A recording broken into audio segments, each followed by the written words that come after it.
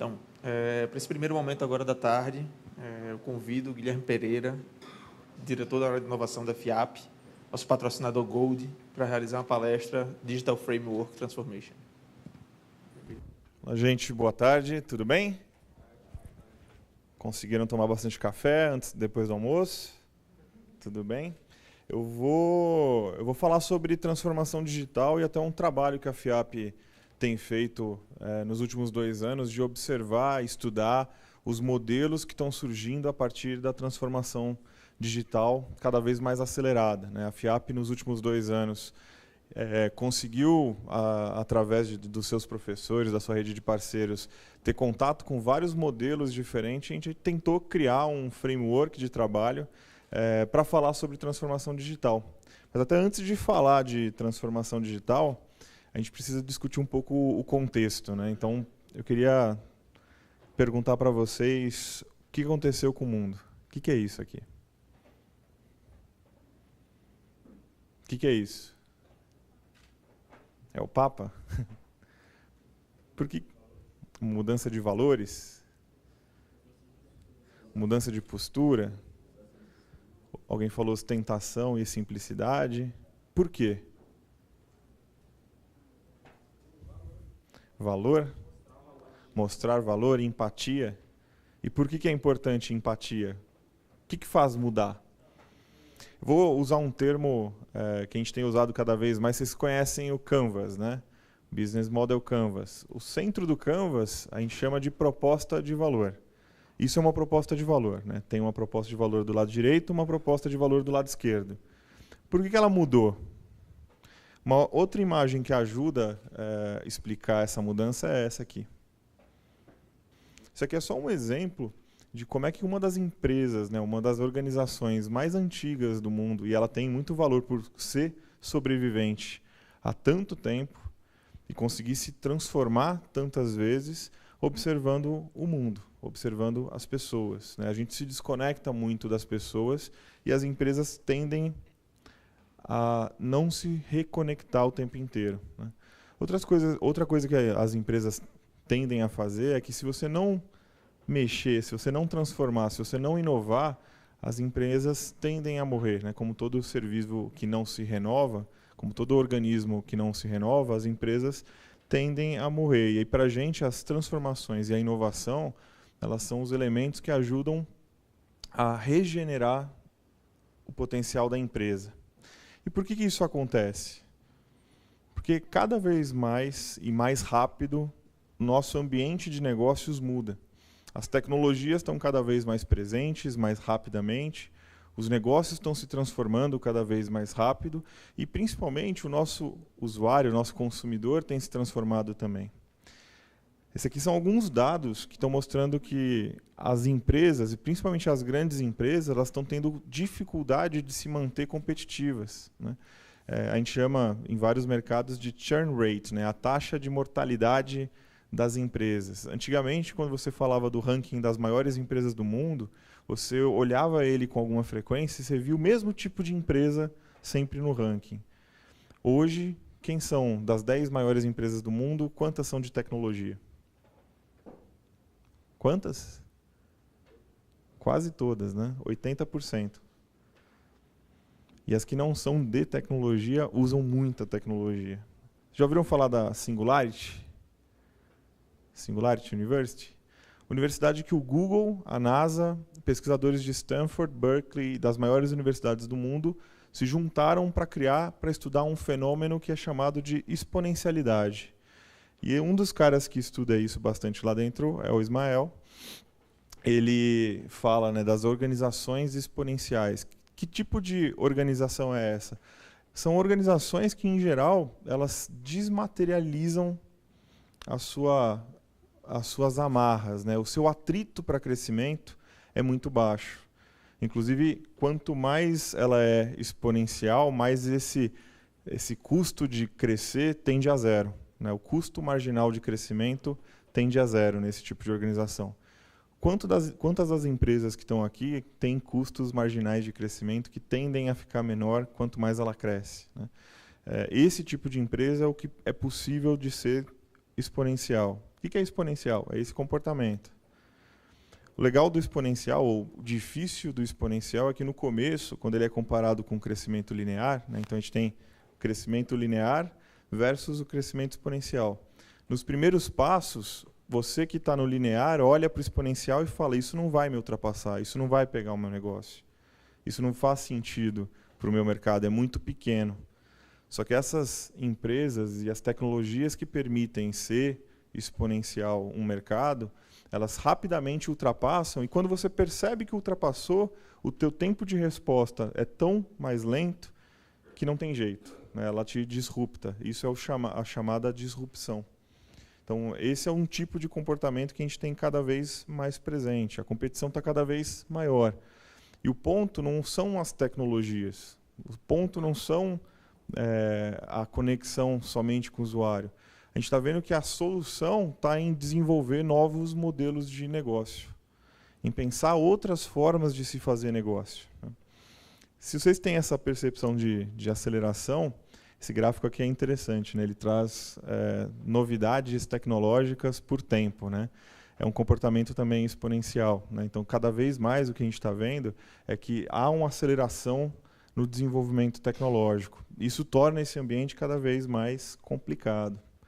Vou usar, só para exemplo, duas empresas que vocês devem conhecer, e esse exemplo já deve estar bastante batido, mas falar do Airbnb versus a rede Marriott, por exemplo, né?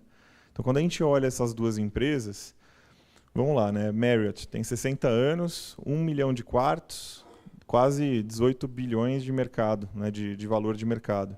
Airbnb fez 9 anos agora, chegou no dado mais atual do mês passado a 4 milhões de quartos, 30 bilhões, quase que chegando no dobro agora de valor de mercado. Quanto custa para o Airbnb dobrar de tamanho? Quanto custa para o Marriott dobrar de tamanho? Quem que vai dobrar mais facilmente?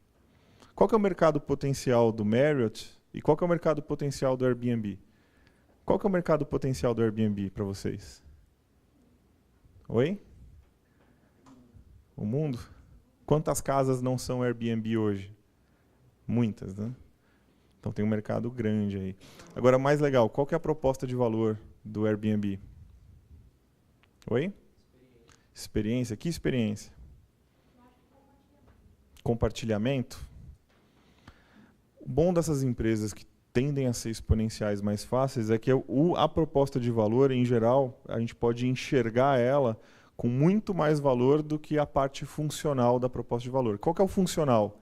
Eu entro num site e faço uma reserva de um quarto mais barato. Mas quem é que vai fazer esse tipo de reserva? Quem é que vai usar esse serviço? São pessoas que não querem ficar num hotel. São pessoas que querem ter uma experiência de local, que querem ter uma forma local de vida numa cidade, quando elas visitam elas. Um hotel consegue dar isso de proposta de valor? Não. Você fica num mundo blindado, você parece que nem saiu do seu lugar de origem. Isso tem muito valor para muita gente. Outra empresa com essa característica, né? Uber versus Volks, né? 80 anos a Volks, produção diária de quase 1 milhão de veículos, no mundo, né? 74 bilhões de valor de mercado versus Uber. Fazem 8 anos fundado, 1 milhão de corridas por dia, 70 bilhões de mercado. Então, valor equivalente. Quantos carros tem o Uber? Ele comprou 20 mil, anunciou a compra de 20 mil semana passada, mas até então zero. E ele está comprando carros da Volvo, que vão ser autônomos, porque aí ele vai reduzir mais o custo dele de operação, porque não vai precisar mais do ser humano. Quanto custa para o Uber crescer? Bem menos do que a Volks crescendo, né? Qual que é a proposta de valor do Uber? Qual que é a proposta de valor do Uber?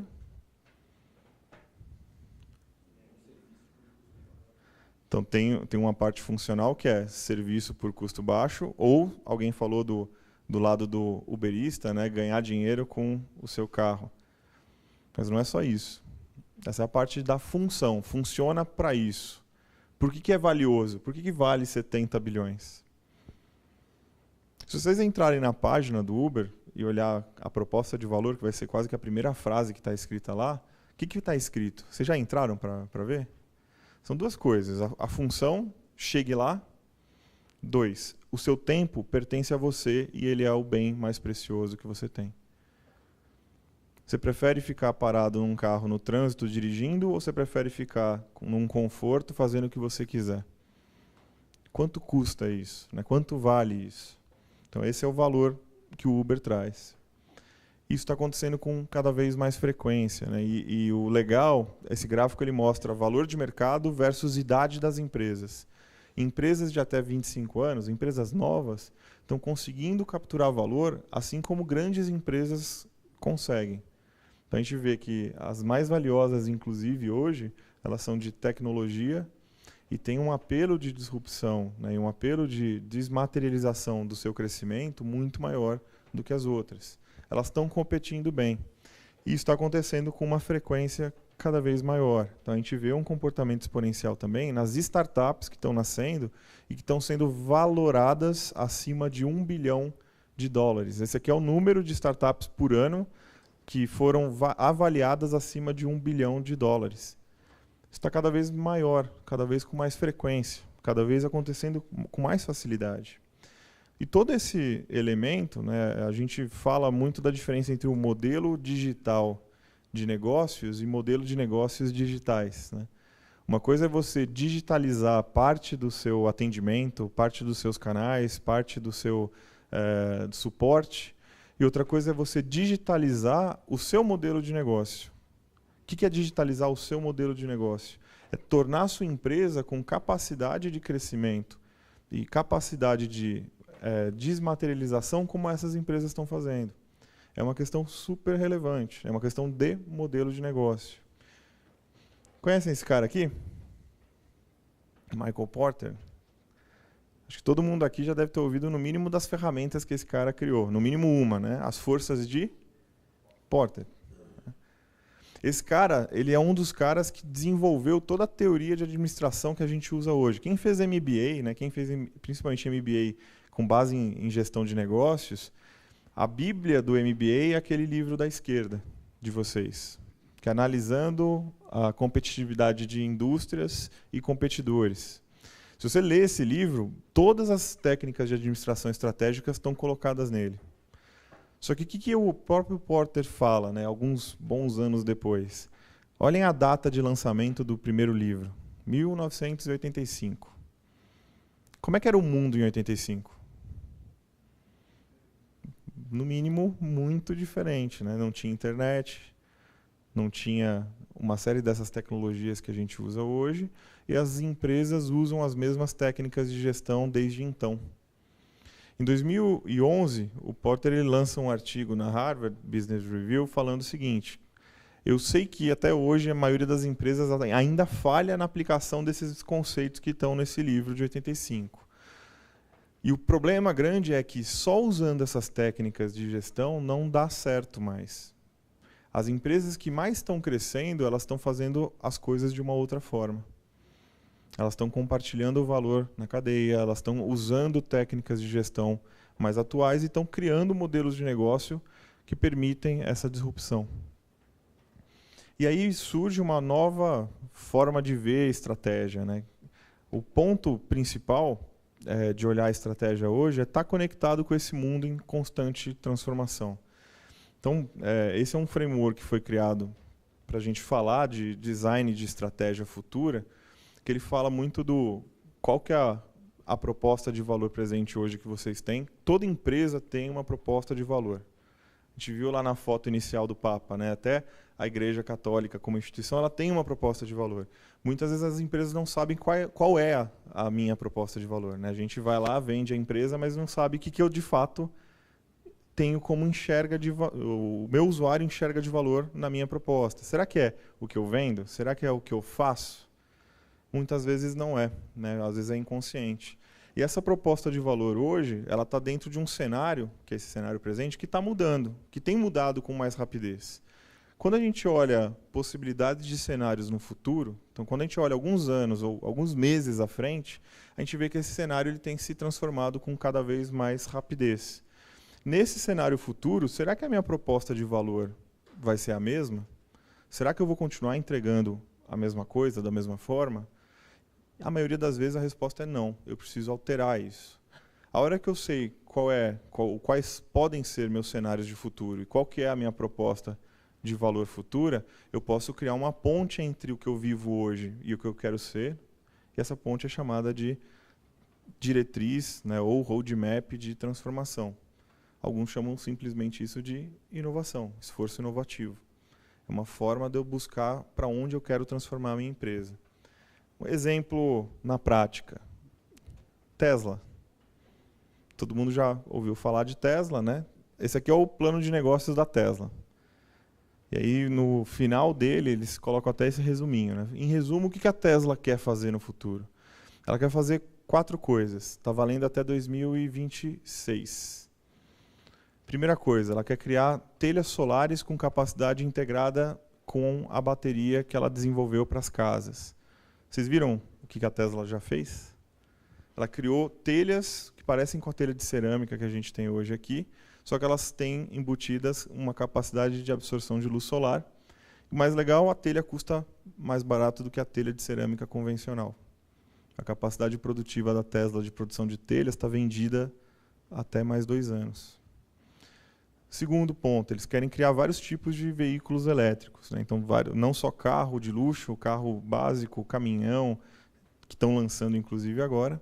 Querem, número 3, desenvolver capacidade de direção autônoma que seja mais seguro do que a direção convencional manual. Inclusive a frase do presidente da Tesla, né, do Elon Musk, é: eu quero que a gente olhe para o passado e ache primitivo o jeito como a gente dirigia com a mão. É como a gente olhar hoje para o passado e olhar a escravidão. Assim, por que alguém quis fazer isso no passado? É primitivo. Então, e já está acontecendo, né? Número 4, fazer com que você ganhe dinheiro com o seu carro, se você quiser ter um carro, porque você não usa ele o tempo inteiro. Então, você pode apertar um botão, ele vai autodirigir e vai virar um Uber. Então, se você quiser ter um carro, ele pode ganhar dinheiro para você. Vocês acham que esse futuro é mais próximo de acontecer ou vocês não acreditam nisso? Quem acredita? Só levanta a mão para eu... Então, temos bastante gente aqui. Se esse futuro é real, então voltando só nesse...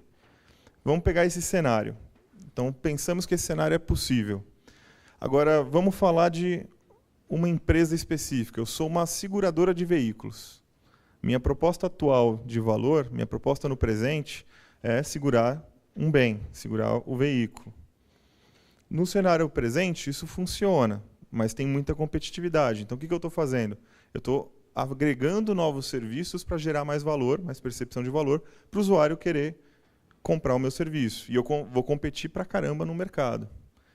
Só que no cenário futuro, todos aqui, ou a maioria aqui, concordou que esse cenário está mudando e possivelmente a gente vai ter veículos autônomos. Nesse cenário, qual que é a proposta de valor futura de uma empresa de seguro de veículos? Essa é uma boa questão para quem trabalha em seguradoras, né? E elas já estão trabalhando com isso. A hora que eu enxergo um pouco do mercado, né, e do cenário futuro, fica fácil de eu tentar criar uma derivada. Não precisa ser só uma, podem ser várias. E se eu sei para onde eu preciso ir, o roadmap de transformação fica mais evidente, né? Então é para isso que serve esse primeiro framework. Nesse contexto, o que é modelo digital de negócios, né, ao invés de modelo de negócios digital? São modelos que eles se baseiam na convergência de tecnologias, de competências das pessoas e de mercado, de uma forma a capacitar essa empresa a disruptar e crescer com menos atrito, crescer com menos dificuldade, ter custo marginal de crescimento sempre tendendo a ser menor. Então, nesse contexto todo que eu coloquei, a gente enxerga duas coisas. A gente enxerga empresas que elas vão ser geradas, né, elas vão ser criadas, elas vão nascer já nesse ambiente de negócios digitalizados, de modelos digitais de negócio. Muita gente está chamando isso de nativos digitais. Então, elas já nascem digitais, elas já nascem com um modelo que permite tudo isso. E, do outro lado, a gente tem a regeneração de negócios. Eu tenho uma empresa que ela já roda, ela já existe, ela não é digital, ela não tem seu modelo digital e ela precisa se transformar. São dois modelos diferentes, são dois mindsets completamente diferentes e as ferramentas também são diferentes. Só que o que a gente tem visto, muita gente aplicando modelos e ferramentas das nativas digitais no seu negócio e tendo dificuldades de crescer. É legal, dá para fazer spin-offs, startups, relacionamento com elas, isso é super importante continuar tendo. Só que existem outros elementos que ajudam uma empresa que já existe a se transformar. E não é só mudar um canal, não é só mudar uma forma de relacionamento, não é só colocar um chatbot, né? Agora eu sou digital. Não é isso que a gente está falando. A gente está falando de como é que eu torno um modelo de negócio cada vez mais possível de fazer essa transição para crescimento cada vez mais barato e resultados que disruptam a sua capacidade de entrega. Então a gente tentou criar, a partir dessa busca de modelos e desse estudo todo que a gente fez, um framework de trabalho para isso. Ele ainda está bastante complicado, né? Eu queria que ele fosse muito simples, né? Mas a gente ainda está trabalhando nele. A ideia aqui é a gente partir sempre da esfera de fora, né? Falar do como é que é o contexto de negócios. Então, usar aquele primeiro framework para entender qual é o contexto de negócio da empresa, qual que é a proposta de valor futura dela. A partir daí, a gente consegue entender o que são as diretrizes de transformação para essa empresa. E a gente vai atuar em 4 pilares: na cultura, nas formas de aprendizado que essa empresa tem, na direção, né, na visão e na estratégia dessa empresa e nos aspectos de governança. E cada um desses pilares, a hora que eles se conectam com as diretrizes, eles criam espaços onde é importante atuar. Então, as empresas precisam ter formas de engajamento, de incentivo a comportamento e práticas de, por exemplo, liderança, falando aqui desse espaço da direita, da esquerda de vocês, ela precisa ter formas que hoje não são as mesmas. Nesse mundo digital, eu preciso de novas formas de engajamento, de comportamento e de práticas culturais. Falando de aprendizado, eu preciso criar espaços onde eu posso errar, eu posso aprender. A gente fala muito do erro, mas na verdade é um processo de aprendizado, né? Como é que eu crio esse ambiente de aprendizado? Desse lado aqui, os modelos de gestão e de liderança, eles também não podem ser os mesmos para tudo. E do outro lado, em cima, eu preciso entender onde eu começo. Qual que é o espaço disponível hoje para começar? Não dá para fazer a transformação de uma vez só. Então, qual que é o espaço hoje que existe que é mais fácil de começar e que vai gerar um impacto na empresa que vai permitir transbordar? Para aí sim eu falar da esfera menor, que são as alavancas de transformação. Que aí sim eu vou falar de como é que eu vou mudar meu marketing, como é que eu mudo a minha produção de oferta, né? Então produtos e serviços, como é que eu trabalho minha cadeia de negócios, como é que eu falo do meu supply chain, como é que eu falo de processos internos de gestão, como é que eu falo de sistemas de aprendizado, como é que eu vou trabalhar com a minha rede e meu ecossistema de fornecedores e parceiros num formato digital. Se a gente começa sem essas diretrizes, o modelo fica muito estanque, o transbordo do modelo fica muito estanque. E aí a gente criou também quase que um roadmap do que fazer, né? Então, como é que eu começo tudo isso? Então, como é que eu defino uma estratégia de negócios hoje? Tem várias ferramentas já disponíveis, né? Então, a gente tentou colocar tem mais 2 slides aí, de como é que seria um trabalho para fazer a transformação digital nesse sentido que está no modelo de negócio, né? Então, falar de tendências de consumidor, tecnologia e mercado e falar de disponibilidade de transformação para criar um guideline de estratégia digital que permite a gente definir a estratégia, né? Definir também os building blocks da estratégia de transformação a partir de uma avaliação de stakeholders, de como é que eu penso o design da minha empresa. Isso é um ponto que a gente viu que muita gente não repensa, né? Como é que é o design da minha organização. Isso impacta pra caramba. Se a minha organização é hierárquica e triangular, isso muda muita coisa, né? Então, como é que é esse design, né? Como é que vai ser o meu modelo de negócio? Do outro lado, fazer mapeamento de jornadas, criar lugares para trabalhar com inovação e trabalhar as capabilities digitais, né? Aí a gente tem todos esses elementos. Para cada um dos níveis, a gente fala um pouquinho das ferramentas, mas eu, até por deixar essa apresentação disponível para vocês podem depois ter ela, eu nem vou passar muito tempo explicando as ferramentas, a não ser que vocês queiram, né? Então, a gente fala dos 3 níveis, mas eu queria deixar espaço para ter alguma interação com vocês. A gente tem 3 minutinhos, talvez mais um tempinho aí de perguntas e respostas. Quem quiser a apresentação, pode pedir por e-mail, ou a própria organização, não sei se vai ter em algum lugar aqui, mas fiquem à vontade, ela é pública para vocês. Queria primeiro agradecer esses 30 minutos, corridinho. O que a gente quis passar com essa apresentação a gente precisa falar de uma transformação que ela vai além da tecnologia, né? Ela precisa encostar e trabalhar no núcleo do modelo de negócios. Legal? Obrigado, gente.